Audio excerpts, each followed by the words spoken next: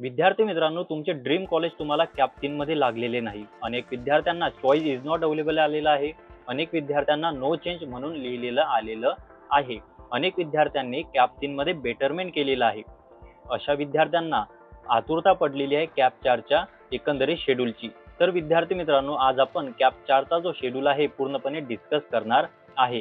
एकंदरीत तुम्ही कोणत्या गोष्टी टाळाव्या पाहिजे आणि कोणत्या गोष्टी तुम्ही करायला पाहिजे जेणेकरून तुमचा कॅप 4 मध्ये हा हमखास नंबर लागून जाईल. नमस्कार विद्यार्थी मित्रांनो, महानर्सिंग यूट्यूब चॅनल वरती तुमचं पुन्हा एकदा स्वागत आहे. विद्यार्थी मित्रांनो, सगळ्यात महत्त्वाची गोष्ट म्हणजे कॅप 4 ही शेवटची बीएससी नर्सिंगची फेरी असणार आहे. अनेक विद्यार्थ्यांना नंबर लागलेले नाहीत. अनेक विद्यार्थ्यांनी बेटरमेंट केलेलं आहे. अनेक विद्यार्थ्यांच्या नावापुढे नो चेंज आणि चॉईस इज नॉट अवेलेबल असे ऑप्शन आलेले आहे. तर ते विद्यार्थी नक्कीच कॅप 4च्या इलिजिबिलिटीसाठी पात्र आहेत. आता विद्यार्थी मित्रांनो, प्रश्न पडतो की एकंदरीत कॅप 4चा पूर्णपणे शेड्यूल कसा आहे. ठीक आहे, सगळ्यात पहिले तर तुम्हाला स्क्रीनवरती शो होत असेल की शेड्यूल मध्ये सगळ्यात महत्त्वाची गोष्ट असते की एकंदरीत कोणत्या कॉलेजला किती जागा उर्वरित राहिलेल्या आहे याची माहिती घेणे.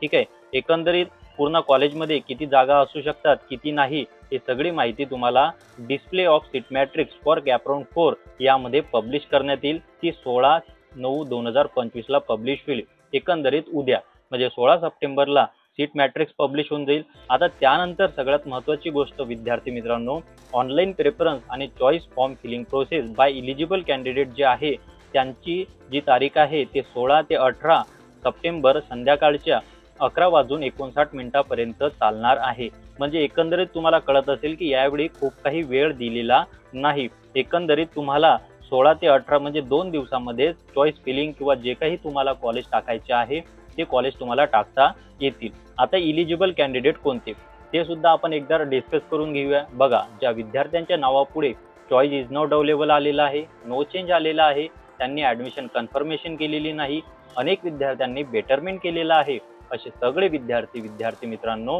हे कॅप 4 साठी इलिजिबल आहे.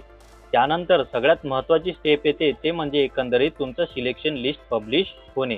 विद्यार्थी मित्रांनो, हे सुद्धा महत्त्वाची डेट आहे जे 20 सप्टेंबर 2025 ला तुमची कॅप 4 ची जी सिलेक्शन लिस्ट आहे ती पब्लिश करण्यात येईल.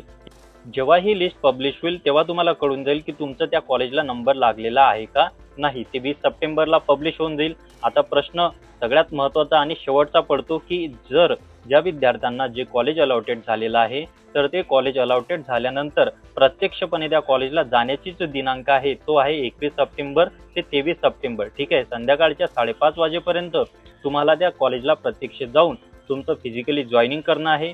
ज्या विद्यार्थ्यांना प्रवेश निश्चित करायचा असेल तर त्यांनी स्टेटस रिटेन्शन फॉर्म भरणे आहे. ठीक आहे, या फेरीमध्ये बेटरमेंट नसणार आहे. सगळ्यात महत्त्वाची गोष्ट म्हणजे बेटरमेंट जी प्रोसेस आहे ते या फेरीमध्ये नसणार आहे. ही गोष्ट सगळ्या विद्यार्थ्यांनी लक्षात ठेवावी.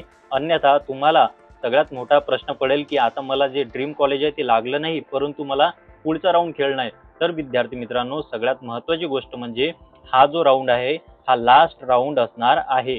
लास्ट राऊंड कशासाठी? कारण एकंदरीत जे INC गाईडलाईन आहे त्या INC गाईडलाईनच्या अंतर्गत कॅप 4चा जो शेड्यूल आहे त्यानंतर इन्स्टिट्यूशनल लेव्हल राऊंड आहे आणि त्यानंतर एकंदरीत हा बीएससी नर्सिंगचा जो प्रवेश प्रक्रिया आहे ती एकंदरीत संपून जाईल. हे सुद्धा तुम्हाला ध्यानात ठेवावे लागेल. तर विद्यार्थी मित्रांनो, ज्या विद्यार्थ्यांना 21 ते 23 सप्टेंबर मध्ये जे काही विद्यार्थी सिलेक्ट झालेले आहेत तर त्यांना प्रत्यक्ष त्या कॉलेजला जाऊन ऑनलाईन डॉक्युमेंट, DD, चेक यासारख्या सगळ्या ज्या गोष्टी आहेत त्या फिलअप करायच्या आहे. आता त्याची सुद्धा माहिती मी त्या व्हिडिओमध्ये खूप सारे बनवलेले आहे, ते नक्की तुम्ही चेकआउट करू शकता.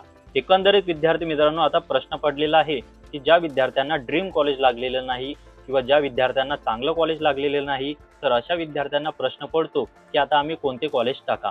विद्यार्थी मित्रांनो, याच्यावरती सुद्धा मी व्हिडिओ बनवलेला आहे, तरी सुद्धा मी तुम्हाला एकदम सोप्या भाषेमध्ये समजून सांगतो. विद्यार्थी मित्रांनो, बघा, कॉलेजची संख्या आता वाढलेली आहे. ठीक आहे, खूप साऱ्या कॉलेजला रिकाम्या सीट पडलेल्या आहे परंतु गव्हर्नमेंटला तेवढ्या सीट नाही, हे सुद्धा तुम्हाला माहिती असायला पाहिजे. मोजक्या बोटावर मोजण्या येणाऱ्या गव्हर्नमेंटच्या सीट असणार आहे. ठीक आहे, म्हणून तुम्हाला खूपच चांगले पर्सेंटेज आहे म्हणजे 90 ते 100 मध्ये पर्सेंटेज आहे त्या विद्यार्थ्यांनी गव्हर्नमेंटचा ऑप्शन शोधा.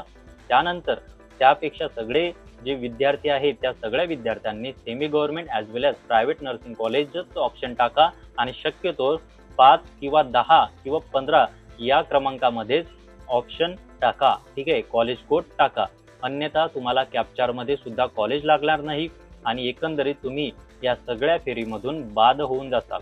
आता शेवटचा प्रश्न पडेल तुम्हाला की यानंतर काय, तर यानंतर तुम्हाला स्पॉट ऍडमिशन तर घेता येतं, परंतु जर तुमच्या कॅटेगरीची जागा तिथं अवेलेबल नसली तर एकंदरीत तुम्हाला मॅनेजमेंट कोट्यामधून ऍडमिशन घ्यावं लागेल आणि त्यामुळे तुम्हाला भरमसाठ पैसा कॉलेजला सबमिट करावा लागेल. हे सुद्धा तुम्हाला ध्यानात ठेवावं लागेल. एकंदरीत आजच्या व्हिडिओमध्ये आपण कॅप्चारच्या पूर्ण शेड्यूल बद्दल डिस्कशन केलेलं आहे. जर तुम्हाला याबद्दल काहीही शंका असतील तर नक्की तुम्ही डिस्क्रिप्शन बॉक्समध्ये असणाऱ्या व्हॉट्सअप चॅनल लिंकशी जॉईन व्हा. तिथे आम्हाला तुम्ही प्रश्न विचारू शकता. ॲज वेल ॲज जर तुम्ही BSc नर्सिंगमध्ये ॲडमिशन घेतलेलं असेल तर नक्की तुम्ही डिस्क्रिप्शन बॉक्समध्ये असणाऱ्या व्हॉट्सअप चॅनलला लिंकला जॉईन व्हा. त्यानंतर तुम्ही स्पेशल ग्रुपमध्ये आम्ही तुम्हाला ॲड करू. त्यामध्ये तुम्हाला नवीन जी BSc nursing first year semester आहे त्यांचे रेग्युलर व्हिडिओज ॲज वेल ॲज रेग्युलर सगळ्या काही गोष्टी BSc नर्सिंग फर्स्ट सेमिस्टर बद्दल संपूर्ण घेऊन येणार आहे. कारण आम्ही सुद्धा नर्सिंग क्षेत्राशी जुळलेलो आहोत. आम्ही सुद्धा BSc नर्सिंग केलेली आहे. ॲज वेल ॲज तुम्हाला हे सगळं गायडन्स हे आमच्या प्रिव्हियस नॉलेजतूनच तुम्हाला प्रोव्हाइड केल्या जाते. विद्यार्थी मित्रांनो, हा व्हिडिओ जर तुम्हाला आवडला असेल तर नक्की या चॅनलला सबस्क्राईब करा, लाईक करा आणि शेअर करा आणि इतर विद्यार्थ्यांना हा व्हिडिओ नक्की फॉलोअप द्या. पुन्हा भेटूया नवीन व्हिडिओमध्ये. तोपर्यंत धन्यवाद.